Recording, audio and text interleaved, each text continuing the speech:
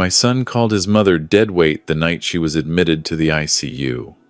He said it quietly, almost to himself, standing in the hospital parking lot while I was still close enough to hear every word. He didn't know I was there. Or maybe he did and just didn't care anymore. I've spent 4 months trying to decide which one is worse. The leather chair by the front window had been mine for 30 years. Every Sunday morning, coffee, newspaper, that same chair. The night I'm talking about, I sat in it for 2 hours without turning on a single light. Outside, November rain came down in sheets against the glass.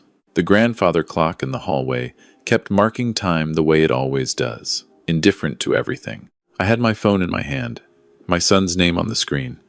I'd been staring at it since I got home from the hospital. His name is Marcus. I pressed dial. 4 rings, then his voicemail. "Hey, it's Marcus. Leave one."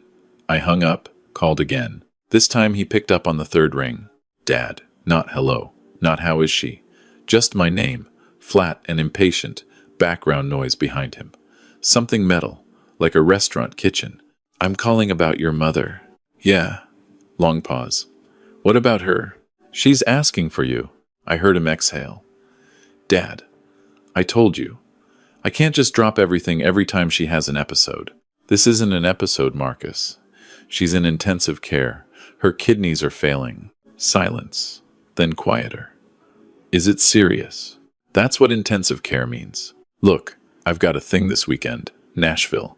Brent's bachelor party. It's been planned for months." I stood up from the chair. Couldn't stay sitting. "Your mother is on a ventilator, and you're telling me about a bachelor party."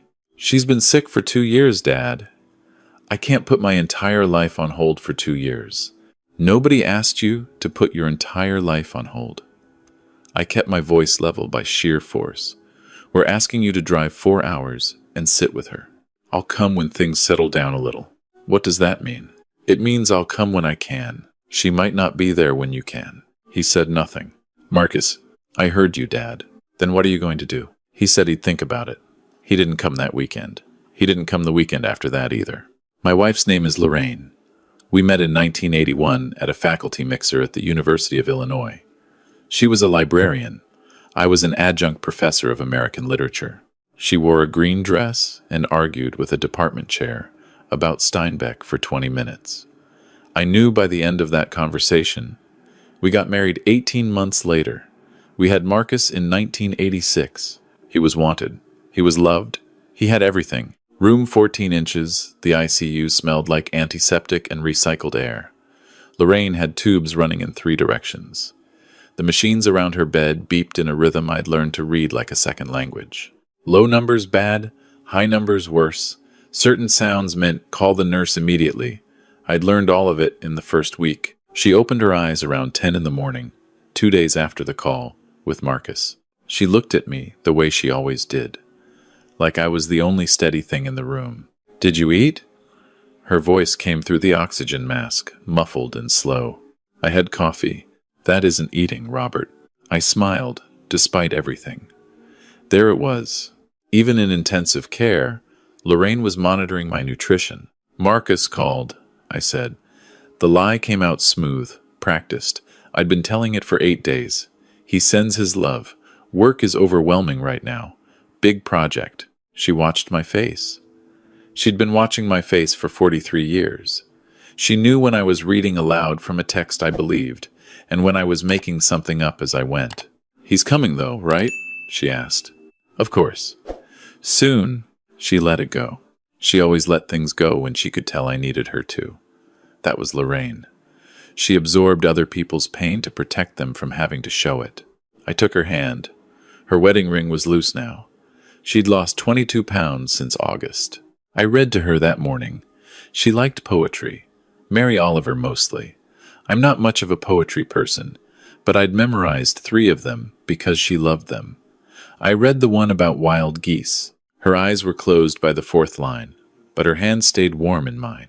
On the way out, Dr. Anand caught me in the hallway.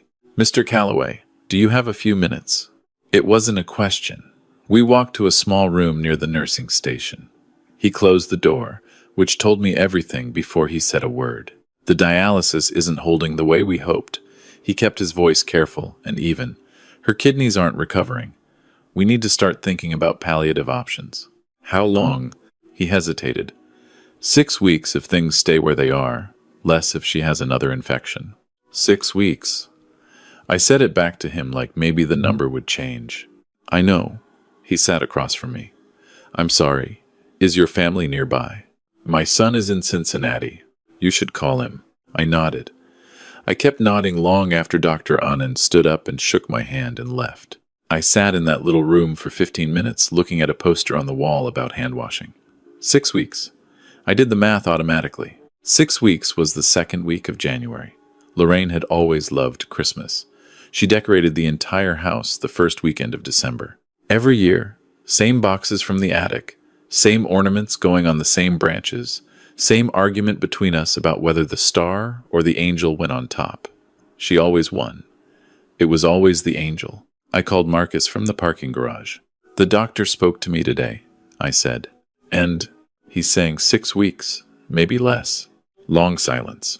I need you to come, Marcus. Not someday. This week. Dad, His voice changed register. I'm dealing with some things right now. Financially, things are tight, and the drive is, I'll pay for gas. I'll pay for a hotel. Name what you need. It's not about money.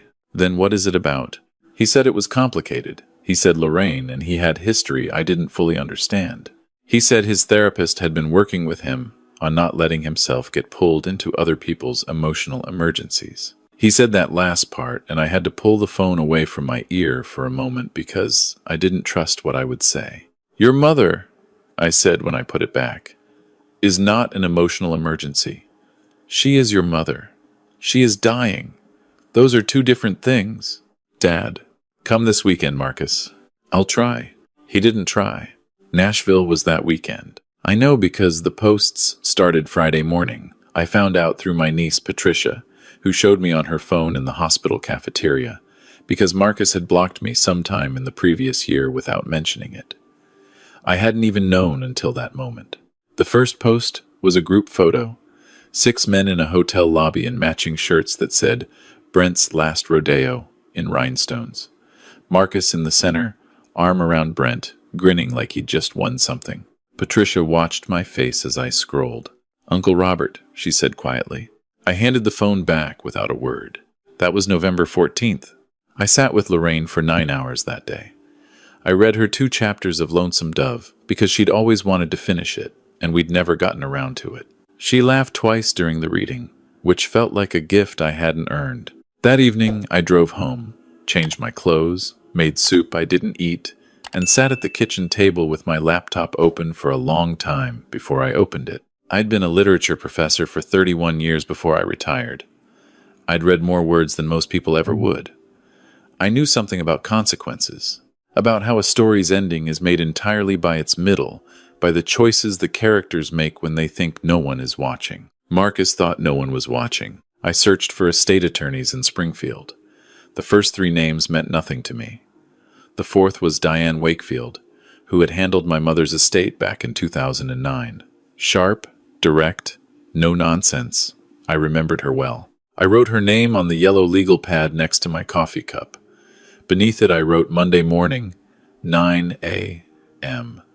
Beneath that I wrote what I intended to change and why. The house on Birchwood Drive was worth $310,000.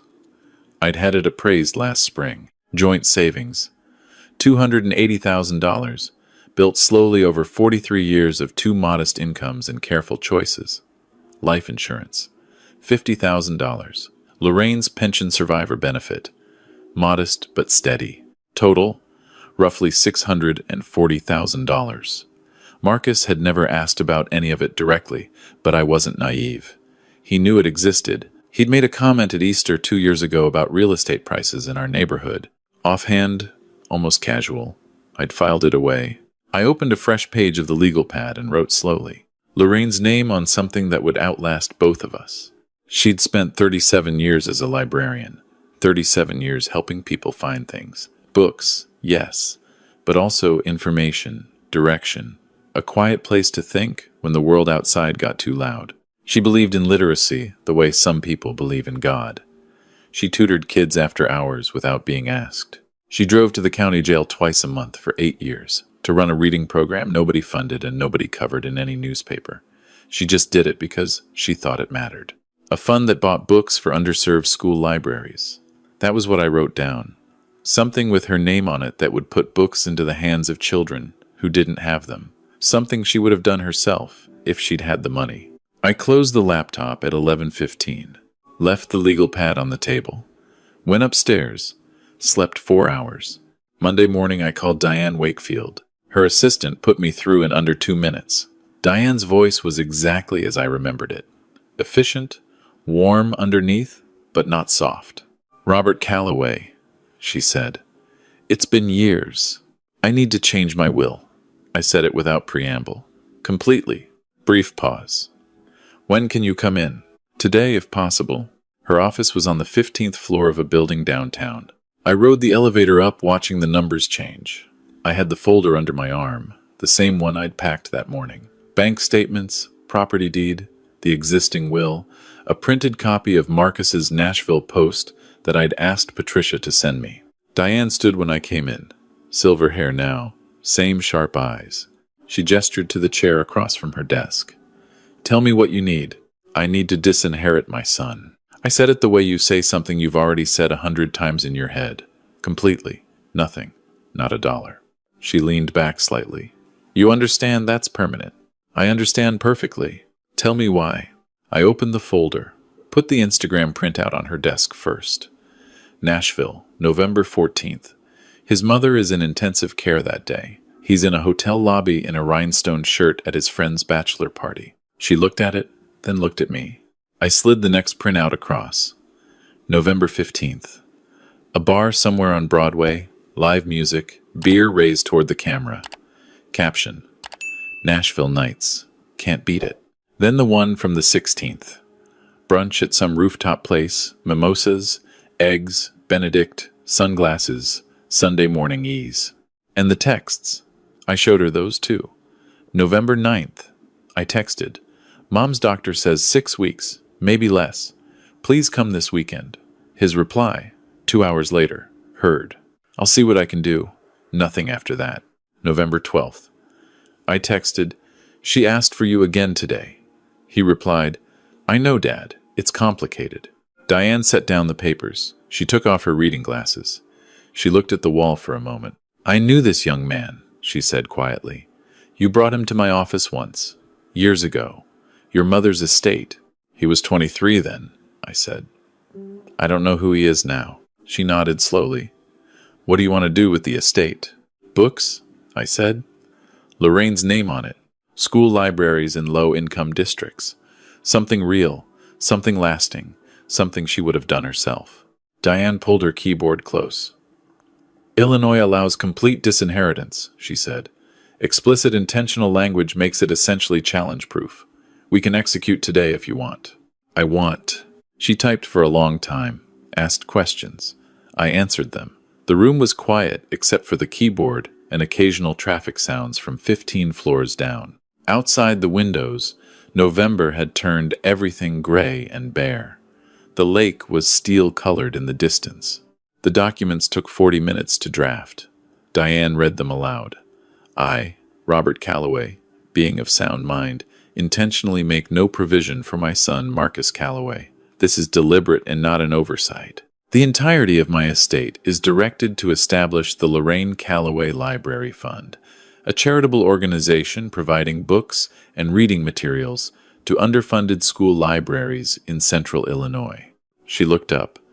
"Once you sign this, it's binding. Are you certain?" My hand was steady when I picked up the pen. "More certain than I've been of anything in years." I signed. Her assistant and a paralegal witnessed.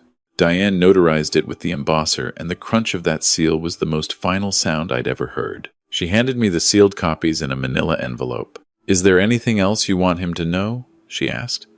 "A letter to be read when the will is executed." I dictated it while she wrote. "Marcus, by the time you read this, your mother is gone. She asked for you every day. You did not come. You were in Nashville when I called you. You called her complicated. You used the word burden once in a parking lot, thinking I couldn't hear you. I could. Everything that was ours is now hers, in the only way that's left. The children who receive books through the Lorraine Calloway Library Fund will know more about love than you did at the end. Your father, Robert. Diane sealed it herself, attached it to the will with a paperclip. I rode the elevator down alone. In the lobby, I buttoned my coat, pushed through the glass door into the November cold, stood on the sidewalk for a moment, feeling the weight of the envelope against my chest. Something was done now that could not be undone, and I felt, for the first time in weeks, like I could breathe all the way to the bottom of my lungs. The posts kept coming. Patricia showed me, because I'd asked her to, because I needed to see, because evidence was the only language I had left. November 22nd. Marcus at a Bengals game. Blue and orange in the stands, hot dog, beer, game day. His caption, "Nothing like a Sunday with the boys." November 26th. Thanksgiving. Not with us. A table full of people I didn't recognize, Brent and his fiancée at the head. Marcus in the corner, wine glass raised. Grateful for these people. Family isn't always blood. I read that caption sitting beside Lorraine's bed. I did not show it to her. She'd asked me at Thanksgiving, our Thanksgiving, which was just the two of us in her hospital room with a piece of pie Patricia had brought, whether Marcus had called. I said he'd texted. She nodded and looked out the window for a while. I watched her face. "He loves you," I said, because I didn't know what else to say. Because the truth would have taken something from her she needed to keep. "I know," she said, in the way she said everything, like she was carrying the full weight of it and had decided to carry it lightly for everyone else's sake. December 3rd. Marcus at a work holiday party. Suit, tie, champagne, the kind of professional smile he'd perfected somewhere in his 30s. December 7th. I texted, "She's stopped eating solid food. The doctor has adjusted her medication. Please come, Marcus. It can't wait anymore." He replied 4 hours later, "I'll try to get there before Christmas." I screenshot it, added it to the folder. December 9th. Marcus posted a photo of his apartment living room, decorated for Christmas. White lights, a tree in the corner, presents already underneath it. "Cozy season," the caption said. That same day, Lorraine couldn't hold a conversation for more than 10 minutes before the exhaustion took her under. I kept reading to her. We finished Lonesome Dove. She smiled when I closed it. We started on Marilyn Robinson because she'd always said she would get to Gilead eventually. I read her the opening pages, and she reached for my hand without opening her eyes. Her sister Connie drove up from Memphis on December 11th. She sat with Lorraine for 2 hours and came out into the hallway with red eyes and gripped my arm without speaking. Then she said, "Where is Marcus?" And I didn't answer. And she understood. Mrs. Heller from next door brought food to the house twice a week. Soups, casseroles, bread she baked herself. She never asked about Marcus directly, but the second time she came, she said, "I saw your boy hasn't been by," real quiet. Like she was hoping she was wrong. I told her he was very busy. She looked at me for a long moment, with the eyes of a woman who had buried a husband and raised 4 children and knew exactly what very busy meant. "I'm sorry, Dewey," she said, and then corrected herself, embarrassed. "I'm sorry, Robert. I always mix up names." "It's fine," I told her. December 14th. Marcus posted a photo at a weekend ski trip. Vermont, snow-covered mountain in the background, poles raised, goggles up, grinning. He looked exactly like himself at 22. He looked healthy and happy and 1,000 miles from anything that cost him anything. I printed it, added it to the folder. December 18th. Lorraine could no longer stay conscious for more than 2 or 3 hours at a stretch. Dr. Anand called it a transition. I called it a countdown. I texted Marcus. "The doctor says days now, not weeks, days. Please, if you are going to come now." He read it. The little checkmark showed he'd read it. He did not reply for 6 hours. Then, "I'm trying to work something out. I'll let you know." I sat in Lorraine's room and held her hand and read her Oliver again. The one about the summer day, about paying attention, about being astonished and telling about it. She didn't wake, but her fingers tightened slightly around mine, and I chose to believe she heard. December 21st. The The winter solstice, the longest night. I drove home at 10, made coffee, sat at the kitchen table. The Christmas boxes were still in the attic. I hadn't brought them down. Couldn't. Not without her. The folder sat on the table. 31 printouts. 0 calls to the hospital. 3 text exchanges. All of them versions of the same brush-off wrapped in different language. I opened the folder and read through it once, the way you read through a case you're about to present. Methodical, clinical. Each post, each date, each caption. The rhinestone shirt, the rooftop brunch, the ski slopes of Vermont, the Christmas tree surrounded by wrapped presents for people who were not his dying mother. I closed the folder. He would be home for the holidays. He'd mentioned it back in October, before everything got where it was. Said he'd come for a few days around Christmas. He still might, but whatever he found when he walked through that door would not be what he expected. I went upstairs and unlocked the study. Desk, bookshelves, the old leather chair by the window that had been my reading chair for 20 years. I opened the desk drawer and took out the envelope Diane had given me, held it for a moment. Then I went down the hall to Marcus's old room. He stayed here when he visited, which had not been since the previous Easter. The room still had traces of his growing up everywhere. Track ribbons from high school on the corkboard. A shelf of paperbacks he'd read at 15, 16. A photo of the 3 of us at the Grand Canyon from 1998 when he was 12. Squinting into the light, Lorraine's arm around him, mine around her. I placed the envelope in the center of the bed, white against the blue quilt, impossible to miss. I left the door halfway open so the hallway light spilled in. Went downstairs, made coffee. Saturday. I was still there 3 days later when the hospital called. December 24th. Lorraine's condition changed rapidly that afternoon. I was already on my way when my phone rang. I drove the 35 minutes knowing the way you know things before the words arrive. Parked badly, walked fast. Pressed the elevator button 4 times. Room 14. Connie was already there. She'd come back down from Memphis 2 days earlier and been staying at our house. She was standing at the window when I came in, hand over her mouth. Lorraine was still. The machines had changed their tone. The nurses moved with a different quality of purpose. I took her hand. Still warm, Connie stepped back to give me space. I talked to her. I told her about the morning, the drive over, the way the light looked through the windshield. Pale winter light like a watercolor. I told her I'd been reading ahead in Gilead without her, just a few pages, because I couldn't help it.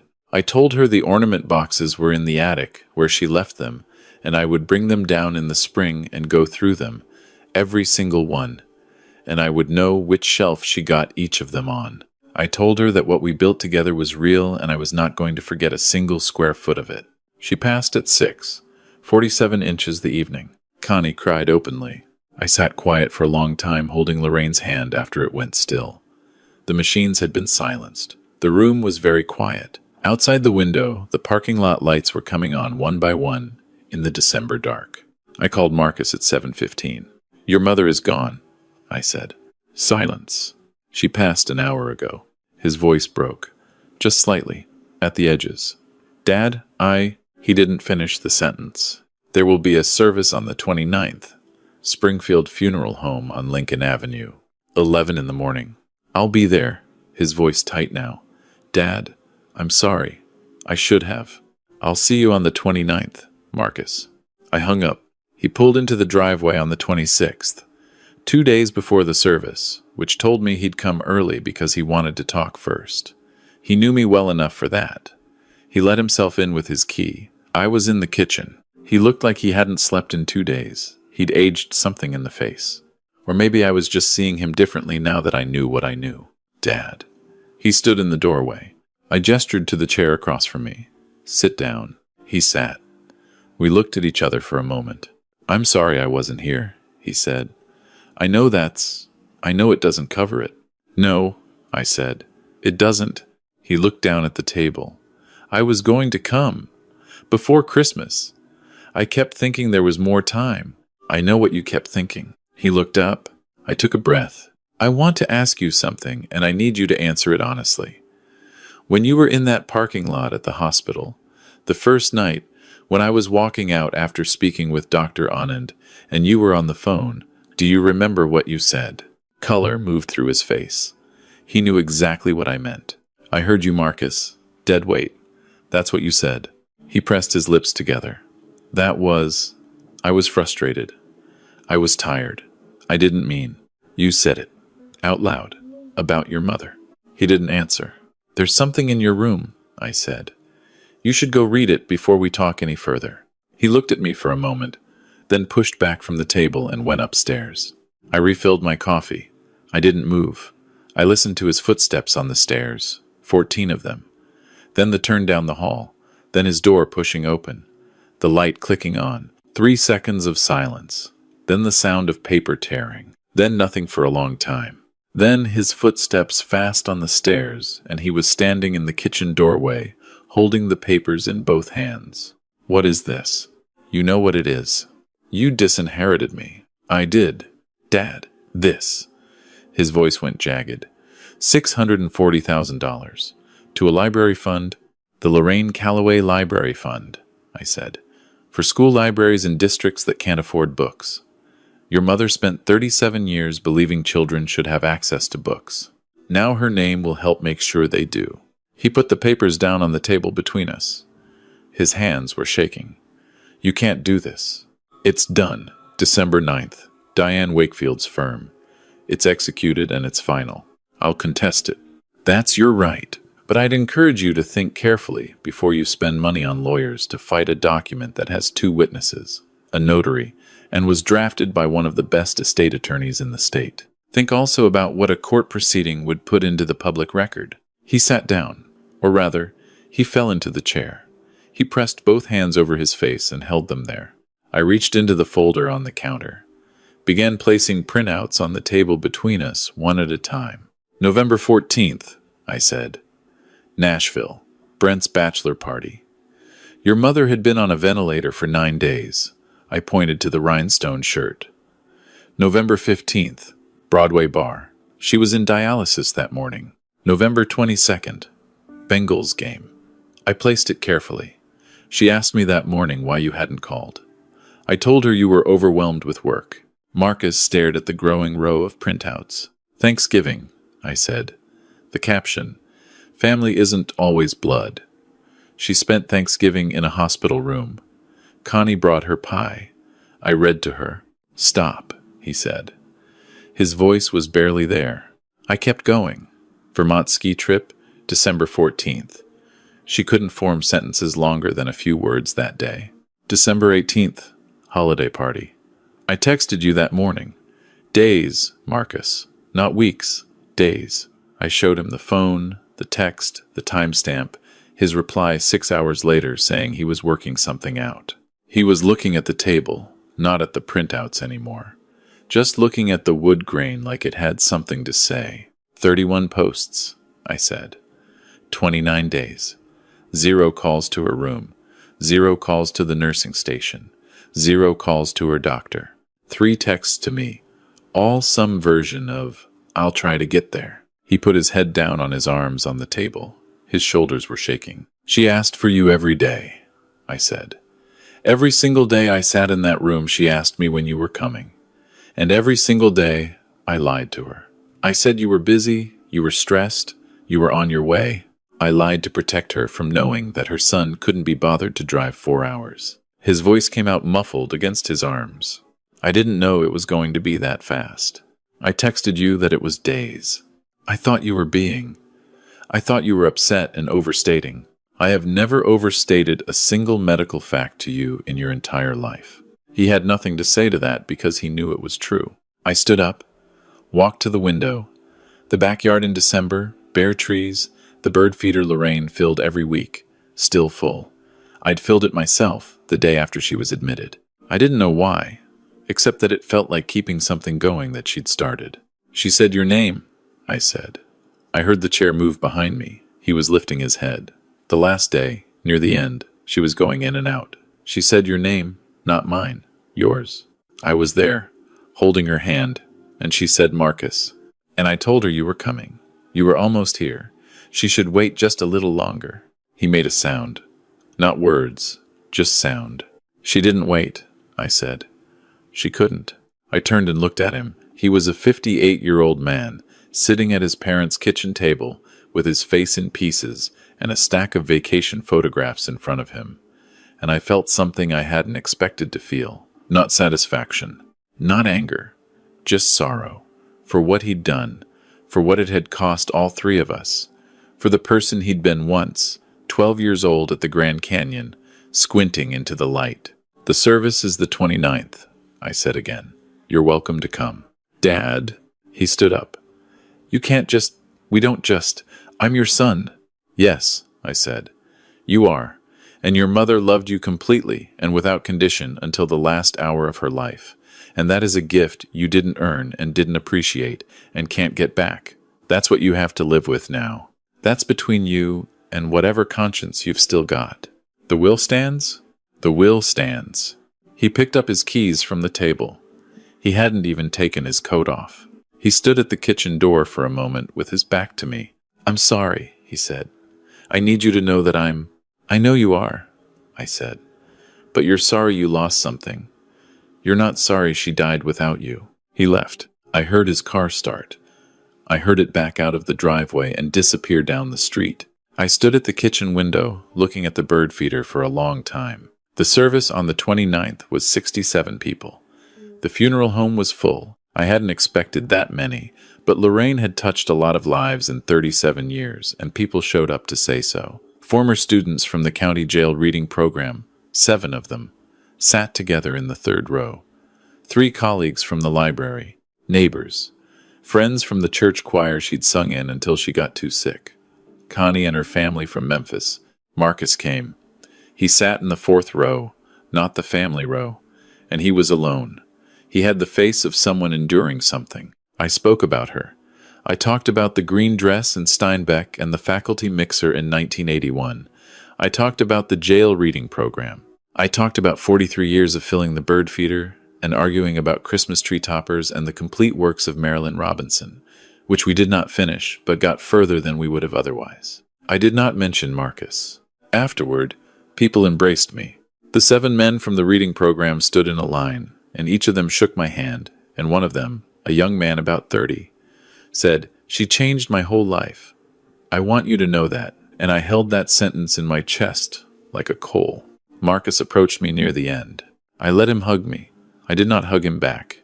He noticed. He stepped away. "The fund," he said. "Is it really?" "It's real. Filed with the state. Tax-exempt status approved. First books distributed in February to 11 schools." He nodded. Said nothing. I looked at him for a moment. "Your mother would have forgiven you. I want you to know that. She would have found a way. That was who she was." He waited. "I'm not her," I said. "I'm sorry about that, but I'm not." He drove away that afternoon. I watched from the porch until his car turned the corner. Spring came. I brought the Christmas ornament boxes down from the attic in April, the way I'd told her I would. Went through every one. The ceramic cardinal she'd bought in 1989. The clay handprint Marcus made in 1st grade. The glass icicles from her mother's house. The angel for the top of the tree. I sat on the floor of the living room for a long time with those ornaments around me. Then I packed them carefully, each one in its tissue paper, and put them back in the boxes and carried them back up to the attic. Next December, I would bring them down again. I would put the tree up. I would put the angel on top. I did not know yet if I would do it alone, or if something in Marcus would have shifted by then. I received a letter in May from the first school library to receive the fund's books. Attached to it was a photograph. A girl, 10 years old, sitting cross-legged on the library floor, with a brand new copy of a book open in her lap, looking at the pages with an expression I recognized. The same expression Lorraine got when she found something worth reading. That total absorption, that forgetting of everything outside the page. The letter said the child's name was Grace. Her teacher said she'd never voluntarily picked up a book before February. I looked at that photograph for a long time. Then I put it in my wallet, next to the picture of Lorraine at 25 that I've carried for 40 years. Outside, spring was doing what spring does. Birds at the feeder, Light through the kitchen window at a different angle now. Longer days. The world rearranging itself again the way it always does, regardless of what any of us have lost. I poured a cup of coffee, sat in my chair, picked up Gilead from the side table, still bookmarked at the place we'd been when everything changed. Started reading. Her name was on the fund, on the letters going out to 11 schools, on the books arriving in the hands of children she'd never meet. That was real. That would keep being real long after I was gone, too. Justice isn't the same as healing, but it's a place to start. If this story moved you, please subscribe to Stormborn Vengeance and share it with someone who needs to hear it. There are more stories like this one. We'll see you in the next one.